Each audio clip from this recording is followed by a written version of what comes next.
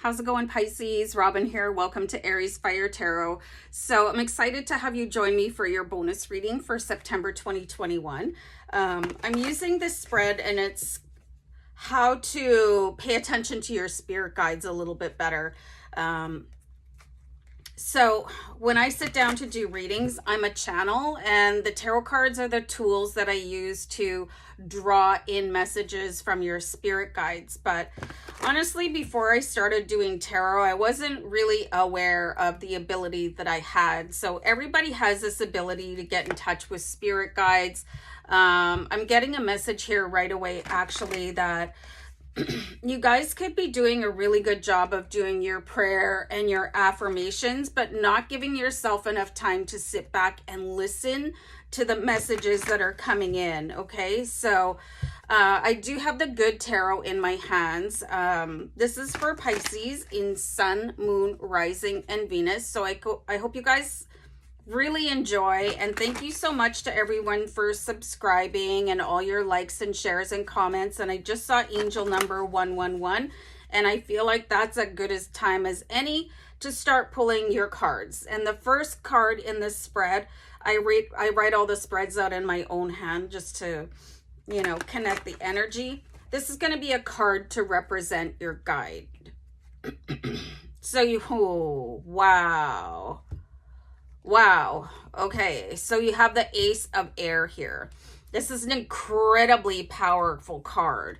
This card absolutely symbolizes Archangel Michael. So you guys could have a close affiliation, a close association, a close protection from Archangel Michael. Okay, so how many of you have ever felt like there's a presence in the room with you, you know, and you might have felt like you got the creeps, okay? Or you just felt like it was kind of an ominous presence. You could have been freaked out. It could have been, you know, having many nights where you got to sleep with the lights on because you just feel like something is way off. The message that I'm getting here for you guys with the Ace of Air, which is the Ace of Swords. I love this deck because it shows the air cards in such a different way. It doesn't show agony, okay? So this is really beautiful. So if you recognize any of those things where you just feel like there might be somebody standing behind you, it's not a very comfortable feeling, like the odds are that it is your guide, Archangel Michael. He is the warrior angel. He is the protector angel. Okay, so he carries a very strong, powerful energy. And a couple weeks ago, I was sitting outside with my dog. Okay, and it was still pretty dark. So all of a sudden, I just felt like there was this looming presence behind me. So, of course, right away, I start to get freaked out because that's just how I roll. But then I just calmed myself down and I said, who is that? You know, can you tell me who you are? And I was advised right away that it was Archangel Michael. So if you guys are having those sensations where you're like, you know, just ask before you get all freaked out and flip on every light in the house and call people over because you're freaking out, or, you know, you think that your companion animal is losing their mind because they're busy looking in corners. Just ask, you know, who is it? Who's there? You know, and you should be able to hear that voice in your head that it's actually Archangel Michael. So let's have a message from your guide here.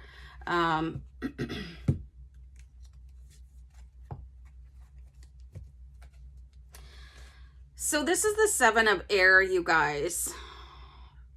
This is the message that I'm getting here, okay? So you guys might be chasing your goals a little bit too intensely. You can see with the character in the card here, and all the air cards are represented by angels.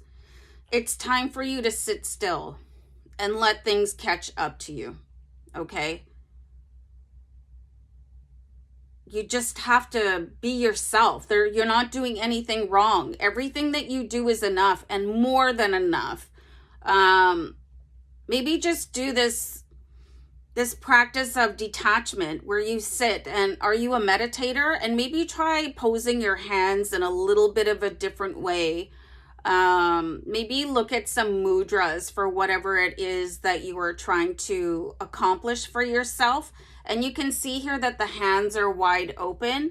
And instead of like, and this angel obviously has wings, so she could take off anytime she wants to, but she's sitting absolutely still.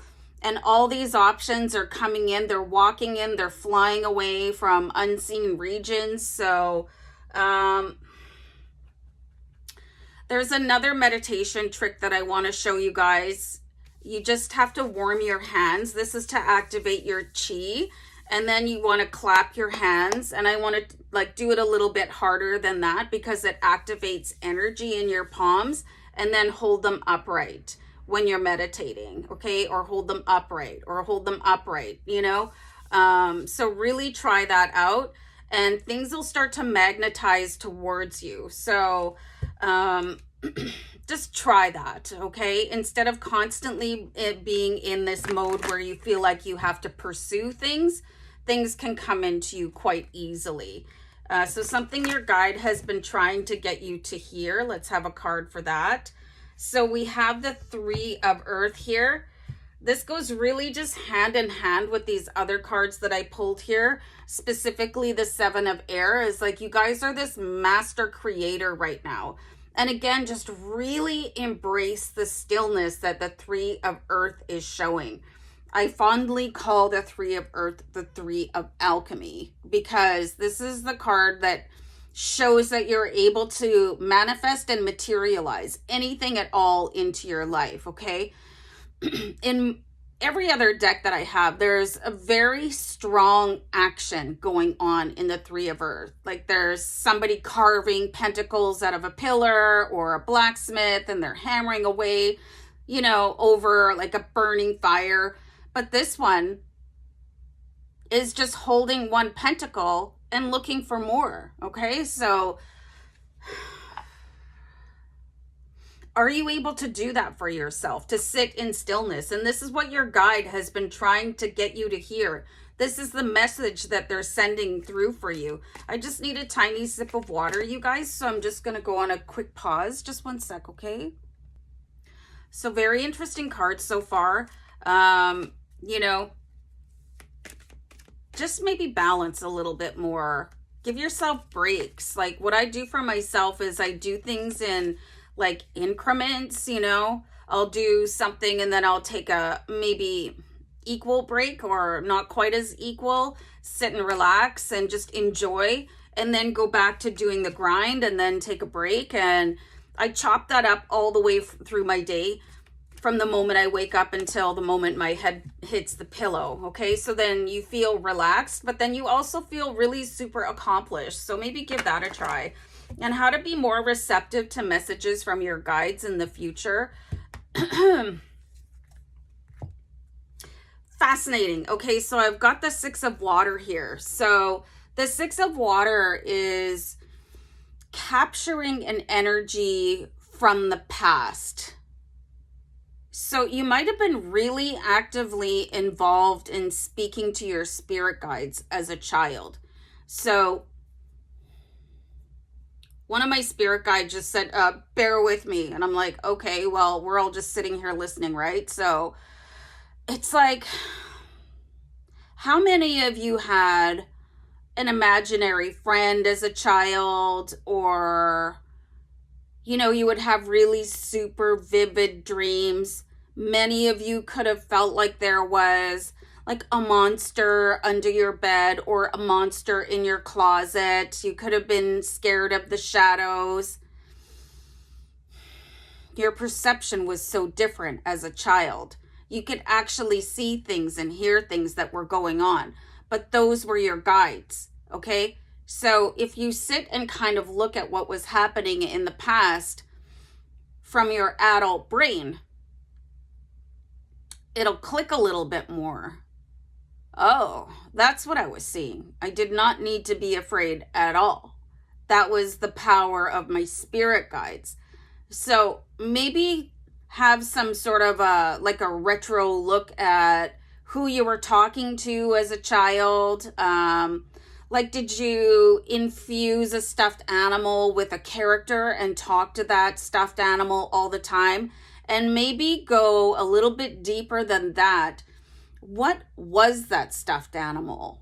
What was it? You know, and if you can remember, maybe look at, some guides can take specific shapes, you know, or the spirit animal. There's something really deep from your childhood. If you look back at it with a different lens, you'd be able to figure it out and be more receptive now, because you were hearing it once upon a time, but it was sort of, you know, you were told to outgrow it, or you were told to be afraid of it. How many of you still have that icon or stuffed animal? Like, you know, is it at your mom's house, or is it in a box that you packed somewhere? It's time to dig that up, or get a reasonable facsimile of it. And that's going to be like the way that I use tarot cards to channel messages. That's going to be your way to channel messages from your spirit guides. Sort of reenacting something that you might have done in your childhood. Okay. So what is your guide helping you with right in this moment? Okay. The Page of Earth. And again, there's this absolute stillness. They are helping you to manifest your wildest dreams right now. This is the page, like they're just looking directly at you, and they kind of want you to play the statue game so that you can tune in a little bit more to what is going on. Okay, they're helping you recognize messages right now. So pulling up that icon or stuffed animal, or maybe it was a book or some sort of a toy, it's going to help you channel the spirit guide messages, and they want to help you manifest everything that you hold dear. Okay, so very, very interesting cards for you guys. Like, really, I see a lot of you kind of scrambling to go, like that old toy box, or maybe you pass that down to one of your kids or whatever. It's okay to take it back. Just maybe take a replacement with you so you can swap it out. But really look at that, you guys. Page of Earth, like looking directly at you here.